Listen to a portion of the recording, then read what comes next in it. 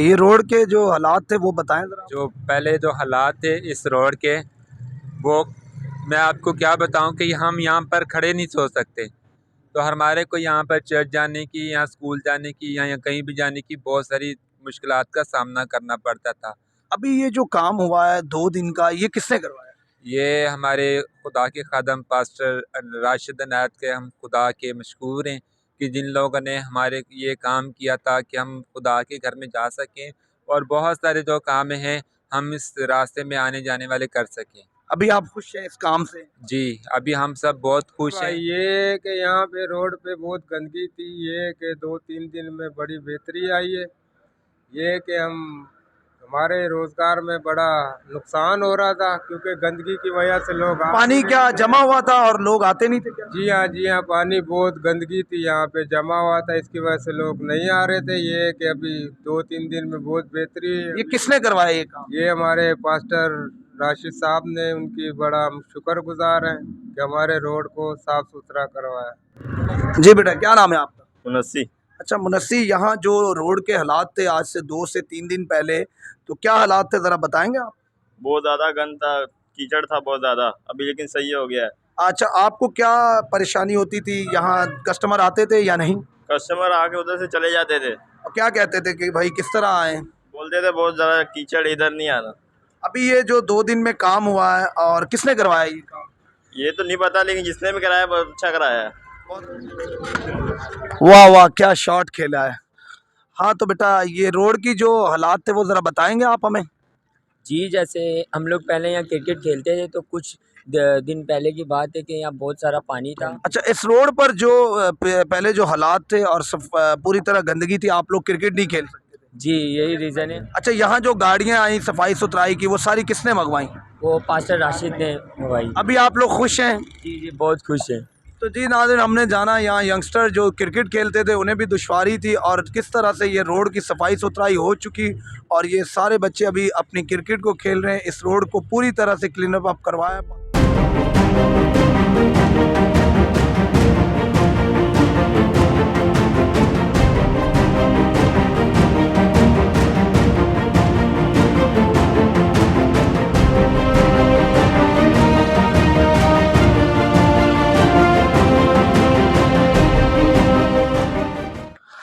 जी नाज़रीन, इस वक्त हम मौजूद हैं द न्यू रिवाइवल चर्च में, जहाँ पर हमारे साथ मौजूद हैं पास्टर राशिद अनायत। तो आइए जानते हैं कि जिस तरह पिछले दिनों में सफाई मुहिम का इन्होंने इनकाद किया था और 2 दिन में इस बड़े काम को किस तरह से इन्होंने करवाया, ये हमें आज बताएंगे।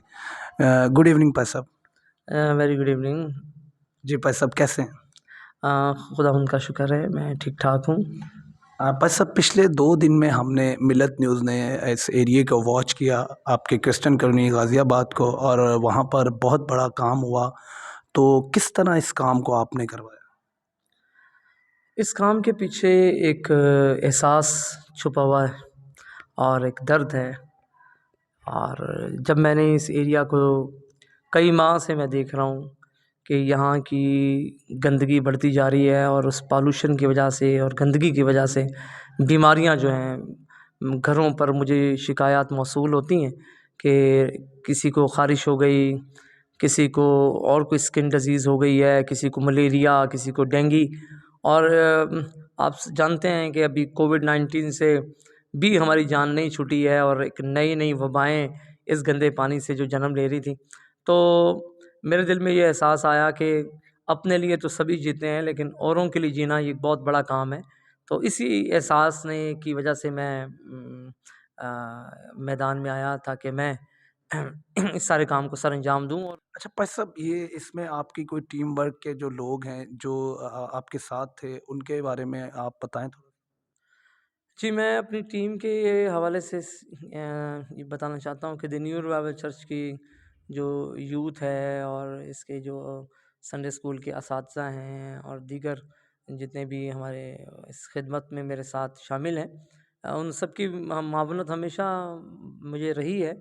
और बिलख़ुसूस मैं समझता हूँ कि जब आपको इख़लाक़ी भी मदद हासिल हो और आपको माली भी मदद हासिल हो, आपको लोगों की जो शख्सी जो ताउन है वो भी हासिल रहे, तो फिर यकीनन मोराल बुलंद हो जाता है ताकि सारी कामों को किया जा सके। अच्छा भाई साहब, हमने लोगों से व्यूज़ लिए और यहाँ पर पूछा कि ये बहुत बड़ा काम था लाइनों का, तकरीबन 30,000 रुपये इसकी कॉस्ट आई। तो ये कोई फंड रेजिंग हुआ या आपने कैसे किया इसको?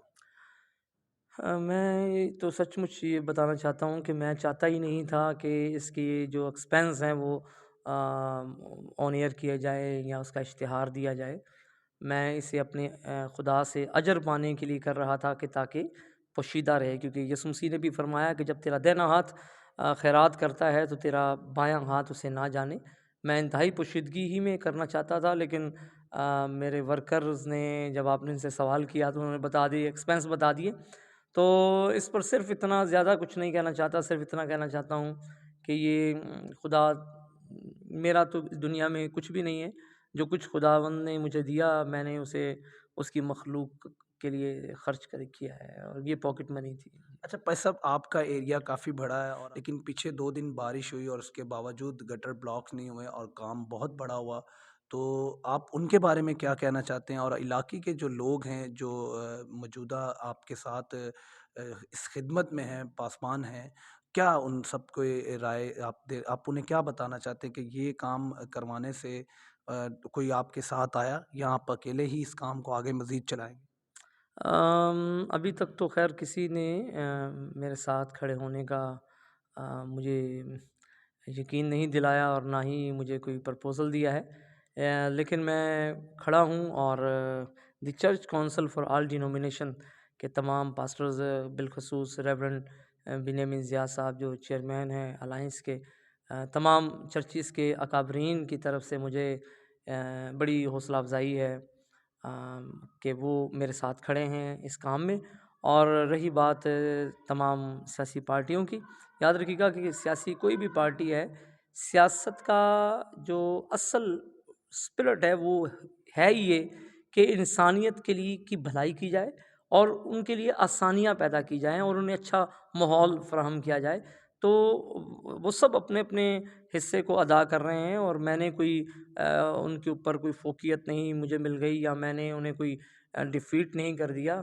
मैं समझता हूँ कि बस ये खुदा ताला की तरफ से ये बहुत बड़ा मुझ पे एहसान है कि ये मेरे वसीला से ही होना था। और मेरा ये विज़न है, मेरा ये ख़्वाब है कि आने वाली नस्लों को हम ये इलाका कॉलोनी नहीं बल्कि हम इसे सोसाइटी देकर जाएँगे। अच्छा भाई साहब, रोड के साथ-साथ आपने 2 गलियों का भी हमने ऑब्ज़र्व किया और वर्किंग की कि 2 गलियाँ भी आपने उसमें भी काम करवाया। तो वो काम किस तरह से करवाया? वो इस रोड से हट के था या इसी बजट के अंदर था? नहीं, ये उससे हटकर है और स्ट्रीट नंबर 12 और 13 ये, क्योंकि मेरे एक घर की गली है और दूसरी तरफ मेरे घर की बैक साइड पर ये इबादतगाह है, वो स्ट्रीट है। तो पहले मैंने इस गली से काम शुरू किया था, 12 से और 13 नंबर स्ट्रीट से।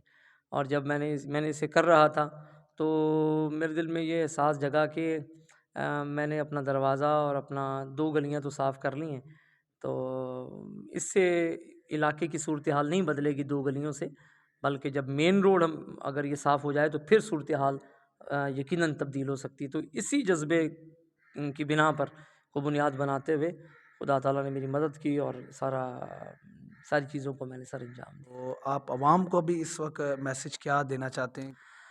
इस पर सिर्फ मैं इतना कहना चाहता हूँ तमाम औरंगी टाउन के मकीन लोगों से कि याद रखिएगा कि सफाई सफाई तभी देरपा मुमकिन है जब आप सबका तामुन होगा। और अगर एक शख्स जो है वो सफाई करता रहे और सैकड़ों लोग जो हैं उसे गलीज़ करते रहें, तो इस तरह सफाई जो है वो मुमकिन नहीं, ना उसका देरपा हल हो सकता है। आप सबसे ताउन की अपील है, आएँ इस मुहिम में साथ खड़े हों, इस इलाके को साफ़ करने में अपने घर के इर्द-गिर्द देखें कि जहाँ पे कचरा है उसे कचरा जब उठाने वाले आते हैं, आप उन्हें कहें कि यहाँ से कचरा उठाएँ। और स्ट्रीट पर मैं आपसे मेन रोड के लिए गुज़ारिश करूँगा कि अगर कोई देखते हैं कि पत्थर चैम्बर के करीब कोई पत्थर है बड़ा या कोई ऐसा लकड़ी है, तो आप उसे खुद से उठाएँ या हम तक बताएँ ताकि हम वहाँ से उठवा दें, ताकि वो कहीं चैम्बर में ना गिरे और ब्लॉकेज ना हो। और मैं बिलख़ुसूस मिल्लत न्यूज़ को अप्रिशिएट करता हूँ, उनको खराज तहसीन पेश करता हूँ इस कवरेज के लिए कि उन्होंने और भी चैनल्स हैं लेकिन खुदावंद ने आपको तौफीक दी ताकि आप इसे सारा कवरेज करें और इस बेहतरीन कवरेज पर आपको खराज तहसीन है। खुदावंद आपको बहुत बरकत दे और आपके चैनल को और बढ़ाए। तो जी नाज़रीन, ये वो रोड है जो आपने पिछली 2-3 दिन पहले देखा था कि इसके क्या हालात थे और आज इसके हालात क्या हैं। ये वही रोड है जो क्रिश्चियन कॉलोनी को जोड़ता हुआ महाजिर चौक और गुलशन बिहार को जाता है और ये किस तरह से सफाई सुथराई हो चुकी है यहाँ पर। अपने मेज़बान को इजाज़त दीजिए। कैमरामैन वकार के साथ शाहिद गिल, मिल्लत न्यूज़, कराची। ताज़ा तरीन खबरों के लिए अभी हमारे चैनल को सब्सक्राइब करें।